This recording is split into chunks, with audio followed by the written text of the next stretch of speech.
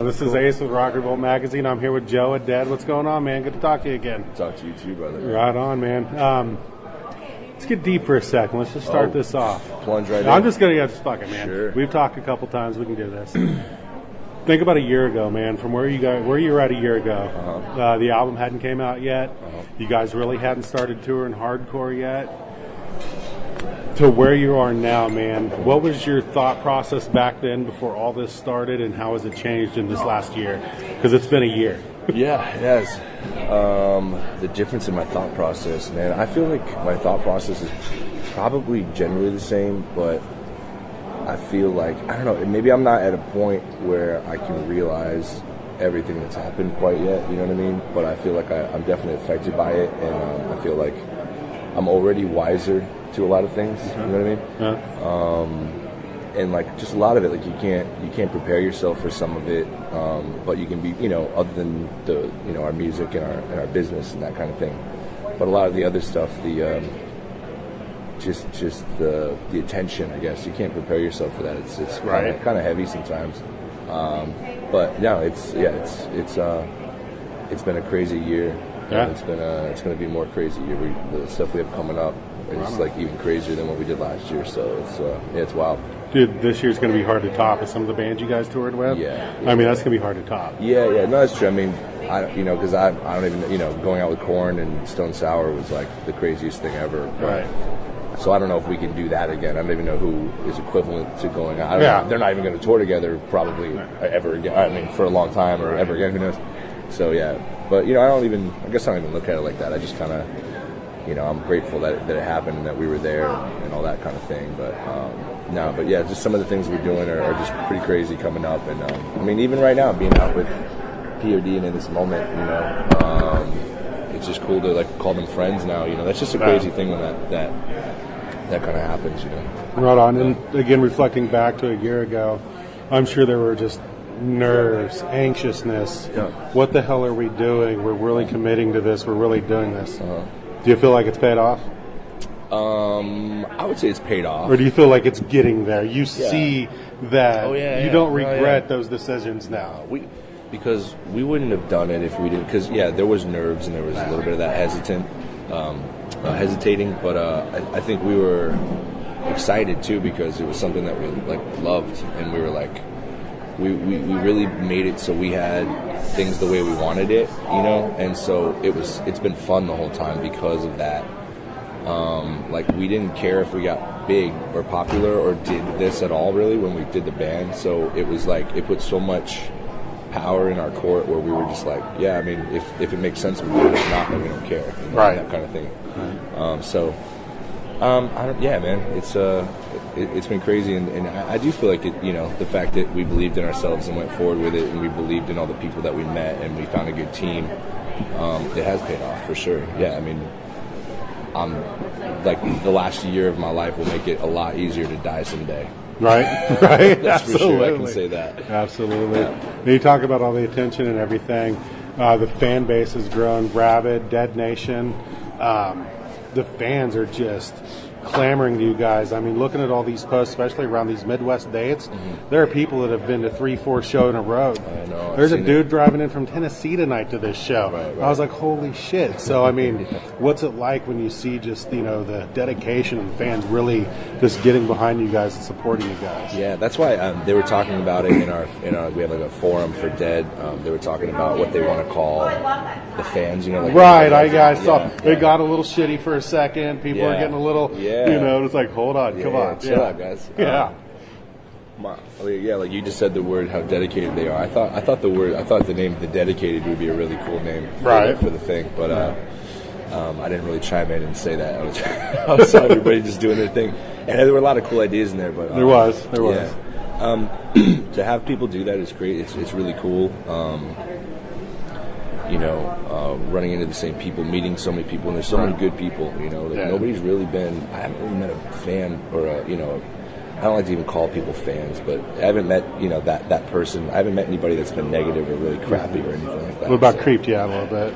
There's been a couple people that creep me out. Yeah. Yes, a little bit, but I'm not really easily creeped out anyway. Right. So, I'll usually just be cool, and then I'll just, get myself out of the situation. Right. It's nothing that I can't handle. You just kind of walk away and shake your head and be like, all right, yeah, that's cool. But not many. And usually it really comes down to, like, if someone's, like, too drunk. Yeah. Otherwise, they're, most people are really, really respectful and chill and stuff. But yeah, when someone drinks too much, we all do that. You kind of act a fool a little bit. We all been there. But I understand it when they do. I'm like, oh, you're just drunk. It's okay. Yeah. So. Oh yeah, that's cool, man.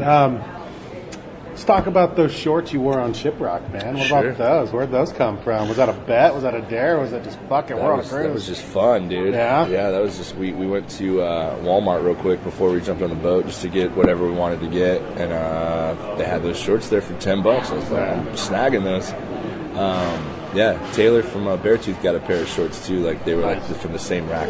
We were pretty stoked on. But yeah, man, they were just for fun. I was like, I'm gonna rock these on stage. I also brought like an '80s metal wig I was gonna wear, but I opted out of it last minute. So I was just gonna come out and just have fun on that one because we did 2 shows. We did an inside show that was in like a club, and that was that was like a really cool, like tight, hot, underground feeling show, which was awesome. And then we knew the one on the deck was going to be more of like, it's like the last day, everyone wants to go hard today, we wanted to, so we just started drinking like first thing in the morning, and we brought out that bottle of Jameson. We killed that in 3 minutes with the crowd, handed out shots to everybody. We just wanted to go like MTV Spring Break with them, that kind of thing. So, right?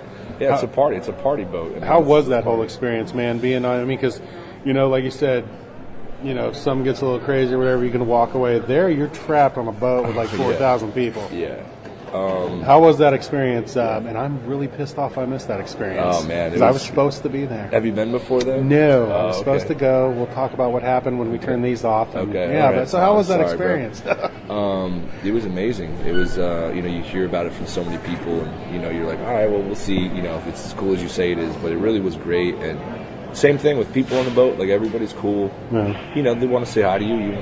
Maybe you see somebody that you haven't seen in a minute. You say hi to them. And I really liked the camaraderie with the bands. Like, we were all in kind of the same little area with our rooms. So it was like we were in, like, college. Like, walk out, and you're in your dorms, and everybody's running into each other. Everybody's got a bottle of something in their hand or whatever it is. And so we all went to each other's shows, like, jumped on stage with each other. Like, there was a lot of that cool camaraderie. And like it was just such a fun time, and going to the Bahamas. I've never been to the Bahamas before. I've never been on a cruise before. Right. So you get like that relaxation, and then you also get like the show vibe too, which is the first night when Seether came on the top deck, and there was like a sunset. I've said this a couple times, but I mean on that moment, I was like, "Oh, this is cool." Right. That was when I saw. Then it kind of sunk in. I was like, "Holy shit, this is gonna be great." Yeah, I saw like how cool it was, like the mixing the two things together. So. Speaking of other things that are gonna be cool, you guys just announced you're gonna be Download Festival in Paris. Yeah. Yeah, France. Is that gonna be pretty? You guys gonna plan a whole tour behind that, or is you just doing a one-off? We're booking some other dates around that. I think we announced one on Monday. This coming Monday, we announced a really cool show that I'm excited about. And then some more stuff out there as well. Yeah, we're gonna make it into a run. I mean, you're gonna go all the way out there. You might as well, go hard and do everything. It's not close. It's not close. You're flying over the ocean. So yeah. How's that like? Never been over there either. So. Has that made like an impact on you, all the guys and everything? Like, holy shit, we're going to Europe now. We're touring Europe. Yeah, I think that. It's just crazy. It's just another thing, It's like when we did Rock on the Range and we did Aftershock and Louder Than Life and all those things. Like that was just like, wow, I can't believe we're doing this, because I've seen those flyers and stuff for so long, But I've never. It was just kind of far away, and it was just like I'm never going to go to that, It was kind of my mindset at the time, and then we did it, and so it's the same kind of thing. I always saw Download, and I saw. Some of the other things we're going to do, and I was always like, man, that's crazy, man. That would be nuts to do that someday. And now that then we got the offer and the email, and I was like, dude, Download? Yeah. And then with the bands that are on it this year, like I think because we're doing for France, it's the Foo Fighters and like Manson and a bunch of like just awesome stuff, and so it's just like, I don't know, it's just really prestigious in my eyes, and I'm sure like to other people, it is an honor to me. It is. All of the things we've done have been an honor to me because I didn't plan on doing any of them. Right. So it's cool, man. Now, speaking of new things, Are you guys working on a new album? I know when we talked at RockRevolt last year, we talked about, you know, Mis-an-thrope coming out, how it was an organic process and that it took. You guys didn't rush it. You never rushed into anything. Right. You said you weren't going to rush into a new album. Does the attention, does the you know, everything you've accomplished over this last year, does it add pressure to put out new material, or are you guys like, fuck that, we're going to make it the way we want it and do it like we did the first album and make it organic and make it come together? Right. I think it adds a little bit of pressure, whether we want it to be there or not. You know, we can be as confident as we want, but you can't take that away that there's like people that want to hear our music now. The first time it was like we just wanted to make something that we wanted to hear, and so that's just fun. That's just straight fun. Right. So the idea is to get to that mindset and try to separate the two and just have fun and write music that we love, just like we did last time. And you know, it was kind of selfish in that way, but I think that made for better music. And I don't mean selfish in like we would never write like a Radiohead album or something, you know, like, you know, that's I've seen bands do that and I'm just like, man, just start a side project, you know, what are you doing? But yeah, it'll be, you know, we started writing a little bit when we got home. We did a run with Poppy when we were home for a little bit in winter for Christmas. I picked up my acoustic guitar. I hadn't played it in months, in a very long time, and so I started writing a little bit. David, and at the same time, David recorded a full thing in his studio and sent me a song, so I started writing lyrics over his thing, and it was weird. We both just did it at the same exact time. Like, we're so in sync with things since we started the band, like the vision and everything. Like, we just, for some reason, just know exactly what it's supposed to sound like. It's really strange, you know. It's not like we'll always be like, well, what does Dead sound like? Because we have this vision for it, and it's like a monster, and we know what it looks like and what it sounds like and what it does, and so it's really cool to start doing that again and to kind of expand on what we've done in the past. I want to get heavier. I want to get catchier. I want to try out like some weird stuff, and we'll see if it works. If it doesn't work, we'll know it. We'll be like, that's just not it, you know. Right. It has to sound like Dead. Sure. So we're really looking forward to it. And in the same way you're saying, we want to start chipping away at it now because you know we're going to be touring for the rest of the year, and so when we're home, we want to get home, start writing. See if we suck or not. Like, that's how we are. We'll be like, does this suck? If it sucks, cool, whatever. And we're on it. We don't mess around with it. You know, it's not like we don't take it personal. They're just ideas. They're just thoughts. You know, like just creative things. And so, like, if something's not right for both of us, and you know, and then Matt and Kyle as well. Like, if it's just not right, we'll know it's not right. And honestly, we'll probably give it to David. And we'll probably give it to our close friends that know what Dead is. Right. And you know, we'll kick the ideas back and forth, get that feedback, and be like, guys. Yeah, we rely on our friends a lot to kind of keep us in check, you know, because they're real people and they're our homies. They'll tell us what's good and what's not. You know? We really rely on that, and that was the whole thing. That was the reason Dead even happened, really, because we sent it to friends because we got excited about it. And we have good friends that love music, and we were like, well, I just want to share it with you because you're my friend, and I want to hear what you think about it. And those friends know people and whatever, and then they send it to other people, and then it just, you know, just went out of control. It's good to have those kind of people with you that aren't just like, oh man, you're great. Yeah, we're not, and you sound like farting on a record, you know, and it's like, oh, but it's the best thing I've ever heard. Exactly. And you get out there in front of everybody, and everybody's like, what the fuck is this, man? Yes. So it's good to have those people that are honest with you and will give you that feedback. And like, dude, okay, this one was good, but that sucked. Yes. Yeah. So that's always got to be good. Because I don't want to be surrounded by yes men. I'm not a yes man. Right. If someone has a fucking booger in their nose, I tell them. Right. I'm not like just trying to make everybody happy all the time. I'm trying to be like a good friend tells you when you're fucking up. Absolutely, you know what I mean? Absolutely. And so like that's the sign of a good friend. Exactly. Yeah. It really is. It truly is. Yeah. And but you know, obviously they do it in a mature way, not in a shitty way. Right. Yeah. So like, yeah, my real friend, my friends, you know, not acquaintances, my friends. Yeah, like I'll talk to them, and then I have so many friends in bands and musicians that they'll shoot me straight to, and so you know, it's important to us to have our core backing, you know what I mean, that kind of thing. And speaking of that, I mean, while you're on the road with, you know, the Korn guys, the Stone Sour guys, did you guys like talk to them, get any advice, be like, you know, what's it like? You're out on the road, you got fans expecting a new release. How do you balance that? And especially like with Corey being in Slipknot and Stone Sour, how the hell? I mean, that would got to tear him apart.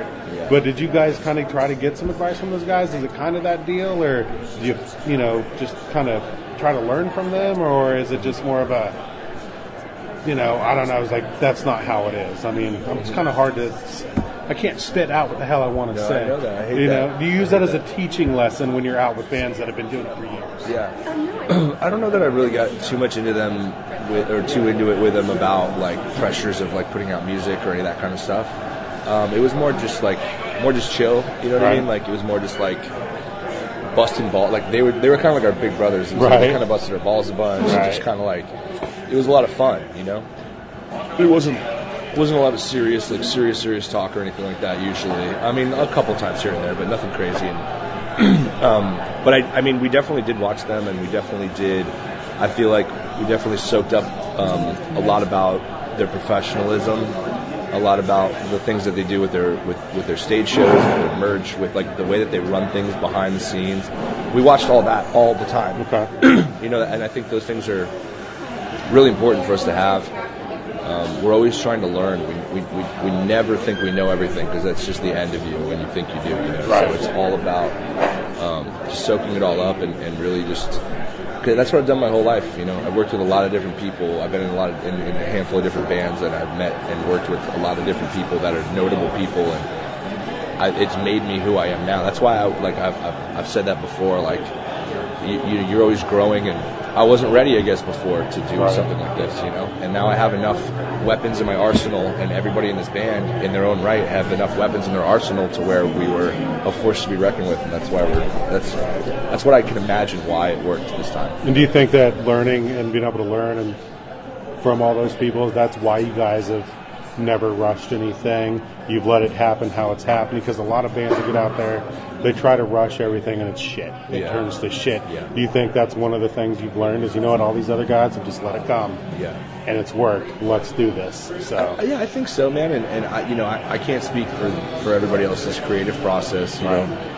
But I know for us, yeah, we want to do it. We want to do it the right way until we know that it's good, and until we think that it's like not even good, until we think it's the shit. Like that's the only time that we'll be okay with it. So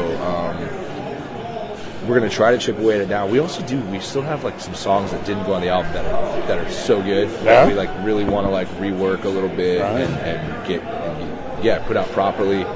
Unless we just write amazing stuff, then we'll just, you know, then that'll be that. But maybe we'll put out a B-sides there you go someday or something. Hey, there you go. Hey, one of my favorite albums ever is Ice Cube's Bootlegs and B-Sides. Oh, really? Okay. Yeah, I don't think I've heard that. The Bootlegs and B-Sides, fantastic. And really? That's exactly what it is. There's a few reworks, a few, you know, remixes of like Today Was a Good Day, but the rest of it's all B-Sides, man, and it's killer. It's his best work. Really? So you never know. You might be sitting on your best work and don't know it. Crazy. No, I mean, dude, because I definitely love a lot of that stuff, and I can say that about too. Like the Deftones B-Sides and Rarities album was incredible, I thought, and then the Used had an album that I can't think of the name of it, but it was a B-Sides and Rarities album, and it was like one of my favorite ones from them, actually. Right. Songs that never got released.